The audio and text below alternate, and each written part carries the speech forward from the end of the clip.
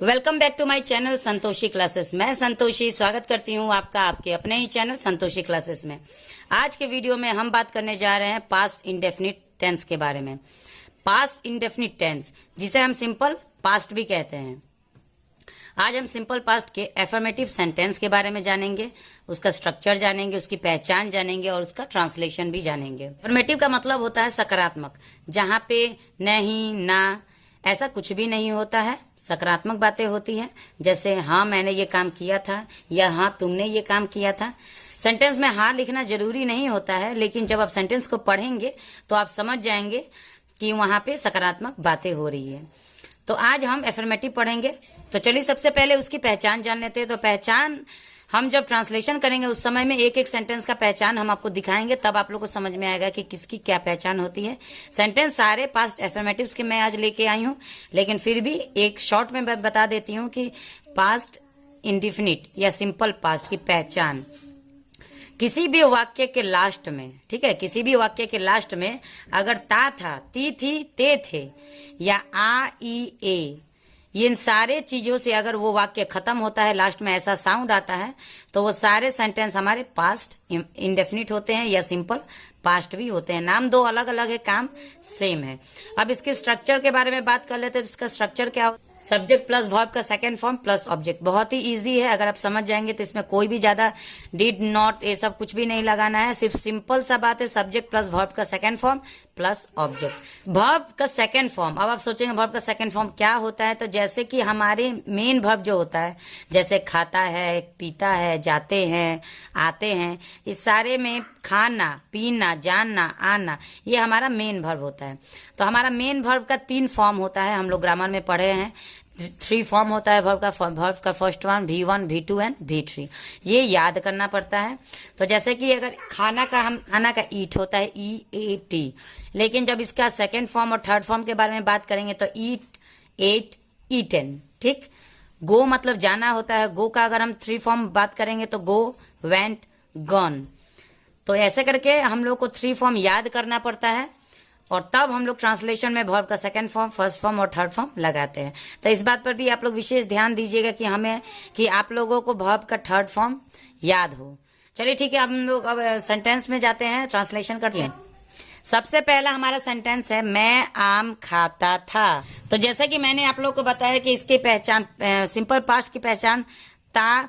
पहले हम लोग प्रेजेंट, जब सिंपल प्रेजेंट पढ़े थे, सिंपल प्रेजेंट टेंस की पहचान, तो ता है, ती है, ते है, ये उसकी पहचान होती है। लेकिन यहाँ पे है की जगह पे था हो गया है, बस यही अंतर है, बाकी कुछ भी नहीं है। सिर्फ यहाँ पे था लग गया तो ये पास्ट बन गया, यहाँ पे है लगेगा तो वो प्रेजेंट बन जाएगा, प्रेजेंट इंडेफिनिट हो जाएगा। तो चलिए इसका स्ट्रक्चर पहले हम लोग देख लेते हैं। ये तो हम लोग पहचान लिया कि ता था, ती थी, ते थे, ये हमारा पास्ट इंडेफिनिट है। इसका स्ट्रक्चर क्या है, तो मैंने जैसे आप लोग को बताया कि सब्जेक्ट प्लस वर्ब का सेकेंड फॉर्म प्लस ऑब्जेक्ट, ये हमारा सिंपल पास्ट का स्ट्रक्चर होता है। इस स्ट्रक्चर के बेस पे हम लोग ट्रांसलेशन करेंगे। तो चलिए इसका करके देखते हैं। सब्जेक्ट हमारा क्या है, मैं। तो मैं का क्या होता है, आई। वर्ब क्या है, खाना, खाता था यानी खाना, तो खाना का हम लोग क्या कहते हैं, ईट। तो क्योंकि हम लोग को यहाँ पे वर्ब का सेकंड फॉर्म लगाना है, तो वर्ब का सेकंड फॉर्म ईट का क्या होता है, ईट, एट, ईटन। याद रखिएगा तभी आप बना पाइएगा। तो यहाँ पे हम लोग को सेकंड फॉर्म लगाना है ATE, एट। अब हम लोग का ऑब्जेक्ट देखना, ऑब्जेक्ट क्या है, मैं क्या खाता था, वो हमारा ऑब्जेक्ट बनेगा आम, मैंगो। आई एट मैंगो, आसान है। चलिए ठीक है, आगे देखते हैं। हम क्रिकेट खेलते थे।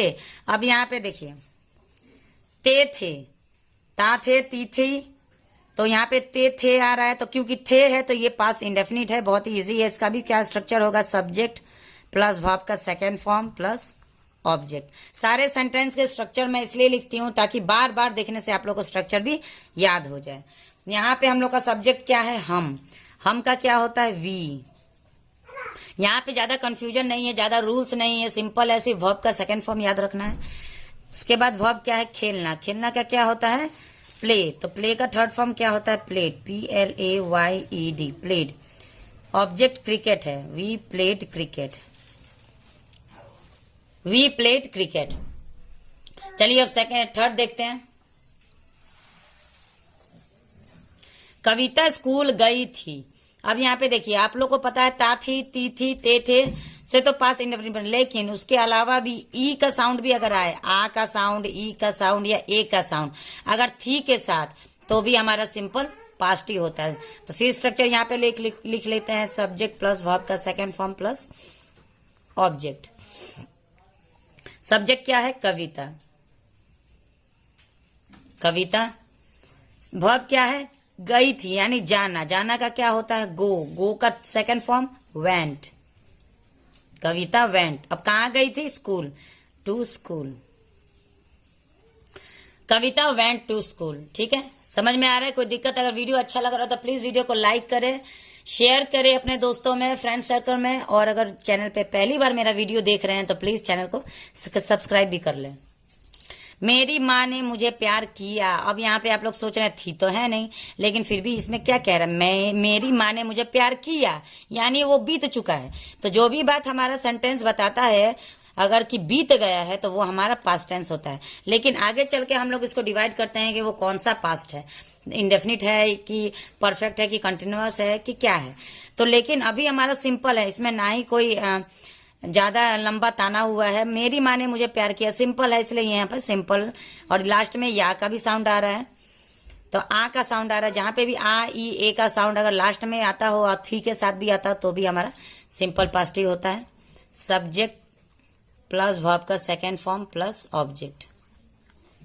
अब इसको हम लोग ट्रांसलेट करेंगे। मेरी माँ ने, मेरी का क्या होता है? माई। माँ का मतलब होता है मदर।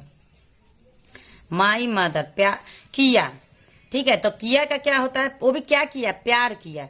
तो यहाँ पे हमारा वर्ब क्या बनेगा? प्यार बनेगा। प्यार का क्या होता है? लव। लव का second form loved. Love, loved, loved.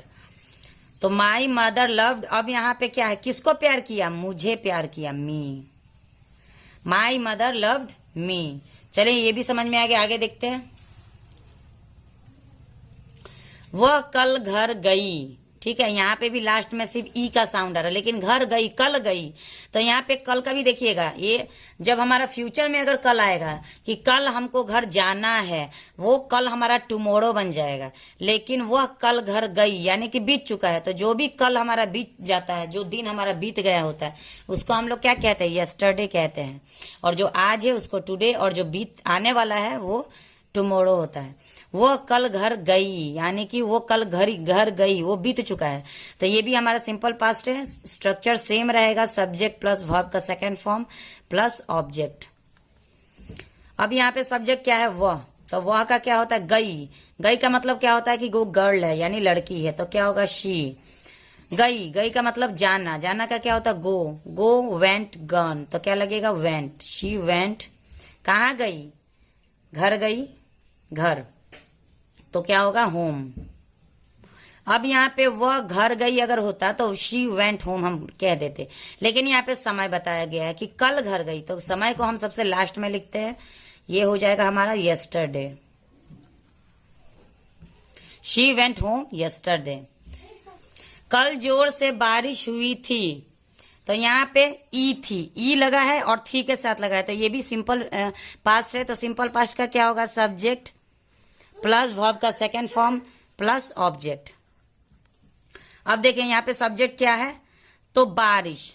कल जोर से बारिश हुई थी, बारिश हमारा सब्जेक्ट है। ठीक है, तो ये आपको ध्यान देना पड़ेगा। ये नहीं कि कल हमारा सब्जेक्ट है, नहीं, कल सब्जेक्ट नहीं है, बारिश हमारा सब्जेक्ट है। तो हमको क्या लगाना? बारिश के लिए इट होगा, इट। अब बारिश हुई थी, तो होना का क्या होता है? बारिश जब होता है तो हम उसको क्या बोलते हैं? रेन बोलते हैं।